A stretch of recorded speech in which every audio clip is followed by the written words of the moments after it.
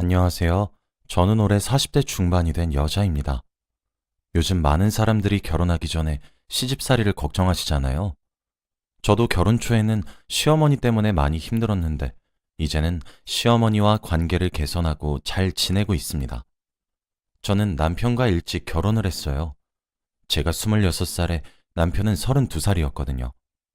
제 친구들은 한창 26살에 회사 다니고 돈 벌면서 자기 인생 살고 있는데, 저와 남편은 하루의 실수로 임신이 되어서 어쩔 수 없이 결혼을 해야 했습니다.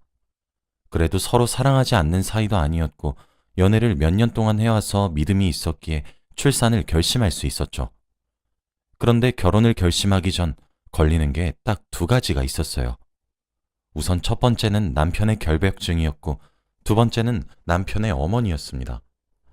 남편은 연애할 때부터 결벽증이 심한 편이라 손소독제를 항상 들고 다니는 건 물론이고 물티슈와 휴지로 자기가 가는 곳은 다 닦고 소독했죠. 처음에는 이런 남자와 절대 못 사귀겠다고 생각했지만 콩깍지가 씌었는지 그때는 이 사람만의 매력이라고 생각했네요. 남편도 주위가 깨끗하지 않으면 스트레스를 받고 예민해지니까 딱히 결벽증에 대해서는 건들지 않았습니다. 그래도 연애와 결혼은 다르잖아요. 연애는 쉽게 사귀고 이별할 수 있지만 결혼은 갈라서기 힘들어서 남편의 결벽증을 제가 감당할 수 있을지 걱정이 되더라고요. 남편은 내가 집안 청소는 다 할게. 넌 쉬기만 해. 평생 손에 물 한 방울도 안 묻힐게. 라며 저에게 말해주었고 연애 때도 항상 주방일은 남편이 했기에 결벽증이 조금은 걱정되긴 했지만 원래 결혼은 다 참고 사는 거라고 배웠기 때문에 각오를 하고 결혼을 결심했죠. 그리고 또 한 가지는 남편의 어머니였습니다. 남편이 자취를 했었는데 모든 곳엔 어머니의 손길이 가득했어요. 어머니의 자취방이라고 해도 믿을 만한 정도였거든요. 남편은 그게 싫다고 했지만 어머니의 고집이 워낙 세서 마음대로 구조를 바꿀 수 없다고 했습니다. 그리고 어머니는 저와 남편의 연애사에 굉장히 관심이 많으세요. 저희의 기념일까지 다 알고 계셨고 남편에게 영상통화도 굉장히 자주 거셨죠. 처음에는 마마보이인가 하고 거리를 두려고 했지만 남편도 이런 엄마가 너무 벅차고 힘들다며 결혼하면 절대 이렇게 안 살 거라고 하더라고요. 남편은 형이 있는데 형과 나이 차이가 많이 나서 자기가 막둥이다 보니 어머니가 아직도 어린애로 본대요. 저희의 기념일이 되면 연락이 오셔서 오늘 어디 갈 거니, 뭐 먹을 거니 하면서 다 물으셨고 거기 갈 거면 여기 식당 가봐라 라며 여행지도 많이 추천해 주셨답니다. 남편 말로는 예전에 사귀었던 여자친구가 있을 때에는 연락 한 통 없으셨는데 저와 사귀고 나서부터 이렇게 집착하기 시작하셨대요. 남편은 엄마가 너를 며느리로 생각해서 그런 거야 라고 하길래 그때는 고마웠습니다. 그래서 아이도 생긴 마당에 결혼을 결심하게 되었죠. 그런데 결혼하기 전 아이를 뵌 모습을 하고 온 저를 본 시어머니는 탐탁치 않아 하셨어요. 물론 그런 모습으로 인사드리러 간 것이 칭찬받을 행동은 아니지만 항상 저를 좋아해 주셨고 딸처럼 여겨주셨는데 막상 인사를 드리러 가니까 도대체 평소 행실이 어떻길래 이라며 저를 철없는 여자로 보더라고요. 저는 그때 26살이었고 어머니에게는 어린애가 임신을 하고 오니까 발랑 까진 애로 보였겠죠. 그치만 저는 당당했기에 어머니 임신을 혼자 하나요? 라고 하며 웃어넘기려고 했답니다. 그때 시아버지께서 헛기침을 하시고 상황은 종료되었습니다. 우선 신혼집은 남편의 자취방에서 시작하기로 했고 어머니의 손길이 닿인 물건들은 하나씩 정리하고 저와 남편만의 집으로 꾸며가기 시작했어요. 당연히 시어머니는 마음에 들지 않았겠죠. 내가 이 물건을 여기다 둔 건 이유가 있는데 네 맘대로 바꾸면 어떡하니? 라며 화를 내셨어요. 시어머니의 구박을 많이 듣고 나니까 이제 요령이 생겼는지 그런 말을 하실 때마다 네네 거리면서 상황이 얼른 끝나길 기다렸네요. 그래도 저는 아랑곳하지 않고 집을 마음대로 꾸몄습니다. 저는 임신 초기여서 하고 있던 인턴 일을 계속하고 있었고 남편도 회사를 다니고 있어서 낮에는 각자의 회사에 있느라 바빴어요. 배가 어느 정도 나올 때쯤 인턴 기간도 끝나서 일은 끝까지 하려고 했습니다. 그리고 집에 돌아가면 결벽증인 남편은 항상 온 집을 다 엎고 청소를 하고 있었어요.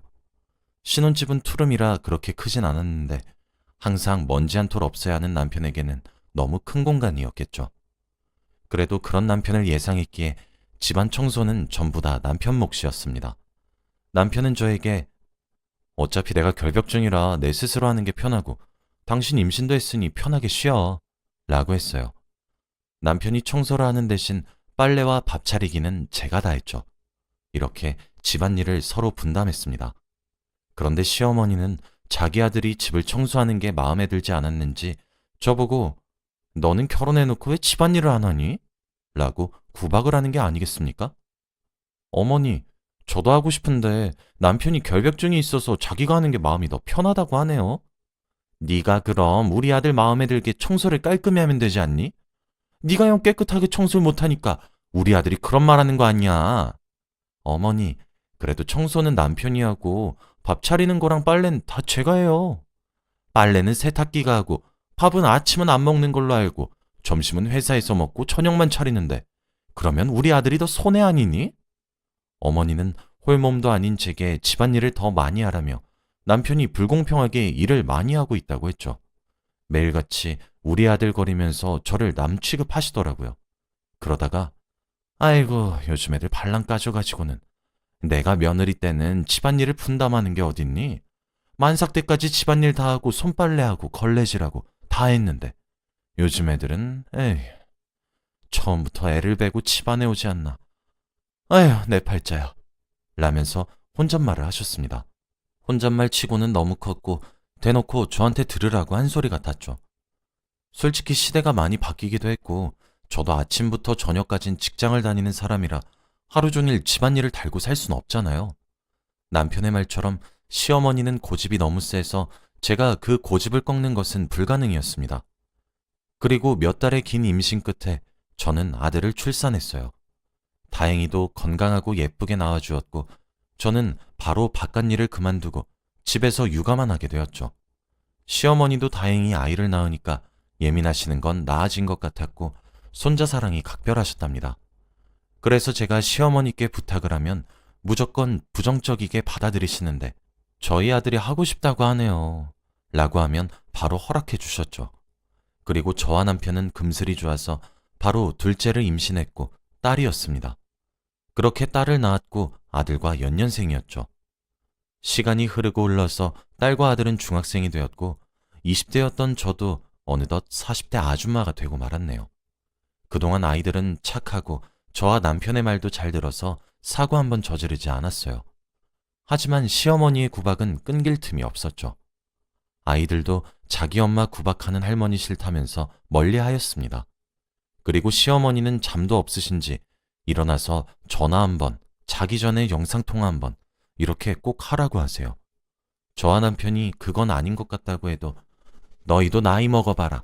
가족이 얼마나 소중한데? 라고 하셨습니다. 그런데 한번 전화와 영상통화를 하면 기본 1시간이었습니다. 절대 끊을 생각을 하지 않으세요. 옆에 시아버지도 계시면서 왜 저희한테 그렇게 전화를 하는지 모르겠더군요.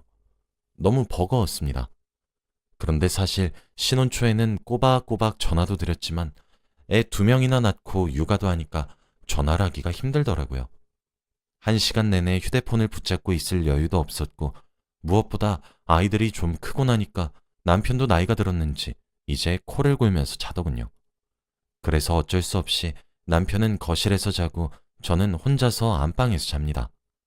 각방이라고 해서 저희 사이에 금이 가거나 그런 건 전혀 없었고 자기 전까지 항상 붙어 있다가 잘 때만 바로 자는 거예요. 각방이라고 해서 저희 사이에 금이 가거나 그런 건 전혀 없었고 자기 전까지 항상 붙어 있다가 잘 때만 따로 자는 거예요. 그런데 이제 자주 전화를 하지 않으니까 시어머니께서 새벽에 갑자기 저희 집으로 무단 침입을 하시더라고요. 도대체 왜 전화를 하지 않았는지 궁금해서 왔다고 하는데 거실에서 초라하게 자고 있는 남편을 보고 화가 나셨는지 냅다 집안 사람들을 다 깨웠습니다. 방에서 자고 있던 저와 아들, 딸, 그리고 거실에서 잠을 잤던 남편까지 잠에서 깨서 갑자기 왜 왔냐고 물으니 너희가 요즘 전화를 안 하길래 도대체 새벽마다 뭔 짓거리를 하는지 궁금해서 왔다. 라고 하시는 겁니다. 근데 그건 그렇고 지금 너희 왜 각방을 쓰니? 이래서 안부 전화 안 한 거야? 며느리 너 설마 남자 생겼니? 그래서 밤마다 우리 아들 이렇게 내팽개치고 자는 거야? 라고 하는 게 아니겠습니까? 아니요, 어머니. 남편이 코골이가 너무 심해서. 그러면 네가 우리 아들 자기 전에 잠들면 되잖아. 정말 어이가 없었죠. 제가 그 방법을 안 해본 것도 아니고 항상 남편보다 먼저 자도 새벽에 코골이 소리가 너무 심해서 잠에서 깼거든요. 다 설명해도 제 말은 다 무시했습니다. 듣다 못한 아이들이 할머니, 우리 엄마한테 왜 그래요? 라고 하면서 제 편을 들어줬죠. 시어머니는 어이없어 하시면서 네가 애들 교육을 어떻게 시켰길래 착했던 애들이 이렇게 나쁘게 변해? 하며 또 제 탓을 했습니다. 결국 시어머니는 아침밥까지 야무지게 드시고는 자기 집으로 향하셨어요. 남편은 미안하다고 사과를 하더라고요. 요즘 시아버지가 편찮으셔서 안부 전화를 하지 않으면 자기네들 죽었는지 살았는지 어떻게 할 거냐고 했다네요. 그렇게 저와 남편은 그날 이후부터 한 침대에 누워서 같이 자는 척 영상통화를 하고 남편은 거실로 나가서 잤습니다. 그리고 얼마 후 갑자기 시어머니에게서 전화가 오더라고요. 이번엔 또 무슨 구박을 들을까 싶어서 조심스럽게 네 어머니 하고 받았습니다. 그런데 어머니의 목소리가 조금 다르더라고요. 며느라 어쩌냐? 빨리 우리 집으로 와줘라 라고 했습니다. 저는 혹시나 시아버지께 무슨 일이 생긴 건 아닐까 싶어서 곧장 시댁으로 향했죠. 그런데 시어머니가 하는 말은 정말 충격적이었습니다. 아니, 네 남편 형 말이다. 아주버님 있지? 사업을 하다가 투자를 잘못해서 빚을 지고 말았지 뭐니. 너희도 애들 키우느라 힘들 텐데 지금 불쌍한 우리 첫째 아들 도와줄 여유는 좀 되지? 눈 딱 감고 네 아주버님 돈 좀 빌려주라. 제가 그걸 왜? 왜긴 왜야. 네 아주버님이니까 그렇지. 그리고 돈은 첫째 아들이 해외에 돈을 벌러 갔으니 바로 갚는다고 한단다. 그리고 또 한 가지 부탁이 있는데 혹시 네 아주버님 아이들 당분간 돌봐줄 수 있겠니? 지금 첫째 아들이 혼자서 애 2명을 키우고 있는데 돈 벌러 해외 가면 아이를 키울 사람이 없거든. 나는 이 아픈 남편도 보살펴야 하고. 저는 도저히 이해가 되지 않았죠. 알고 보니 아주버님은 자기 아이들을 저한테 맡겨놓고 빚쟁이들을 피해 해외로 도망을 간 것이고 시어머니는 그걸 미화해서 저를 속인 것으로 모자라 돈까지 빌리는 겁니다. 그리고 액수도 엄청 컸어요. 무려 8천만 원이었습니다. 저는 아주버님 아이들을 돌볼 자신도 없었고 돌볼 의무도 없다고 생각해서 시어머니의 부탁을 거절했어요. 그러니까 너는 이 집에 와서 하는 게 뭐니? 라고 하더라고요. 우리 집 가족이 되었으면 가족 구성원을 챙길 줄도 알아야지. 가족이 힘들다는데 도와주질 못해? 돈 금방 갚는다고 했잖아. 어디서 이런 싹수 없는 애가 우리 집에 들어와서는. 에휴. 어머니, 저도 애 2명이나 키우고 있어요. 이게 얼마나 힘든지 아시잖아요. 아주버님 상황도 안타깝긴 하지만 저는 저희 가족을 챙기려면 이 선택밖에 없었어요. 시어머니는 시댁을 나가고 있는 저희 뒤통수에다가 버르장머리 없는 고얀 며느리가 들어왔어 라고 하며 휴지와 리모컨을 던지셨습니다. 저는 아무 말 하지 않고 시어머니가 던진 물건들을 다 맞으면서 나왔네요. 그렇게 집으로 돌아가서 남편에게 말하니 잘했다고 하더라고요. 원래 자기도 형이랑 안 친해서 연락도 잘 안 하는데 돈 필요할 때만 꼭 연락을 했다고 했습니다. 저는 남편과 저희 아이들만 지키려고요. 그리고 결국 얼마 뒤 시아버지께서 돌아가셨습니다. 장례식장에서 시어머니는 오열을 하시면서 당신 없으면 난 이제 누구랑 살아가야 된단 말이에요 라고 하시더라고요. 늘 구박만 하시던 시어머니에게 그런 눈물을 보니까 왠지 모르게 뭉클해졌습니다. 장례식장에서 일손을 도우면서 며느리 노릇을 했죠. 그리고 시어머니는 난 이제 당신 없으면 살아갈 이유가 없네요 라고 하더라고요. 저는 그 말을 듣고 너무 놀라서 어머니, 산 사람은 살아야죠. 어머니 없으면 저희 집 안 돼요 라고 했습니다. 어머니도 감정이 많이 북받쳤는지 저를 안으시고는 우시는 겁니다. 그래서 장례식이 끝나고 한 달 정도는 걱정이 되어서 시어머니 집에 자주 가서 말동무도 많이 해드렸어요. 다행히도 시어머니의 상태는 많이 나아진 것 같더라고요.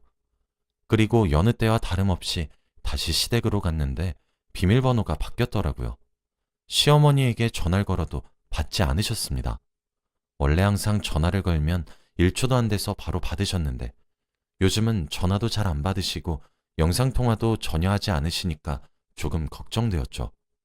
시어머니가 저희에게 지나친 관심을 주실 땐 싫었지만 막상 이렇게 관심이 없으시니 조금 걱정되더라고요.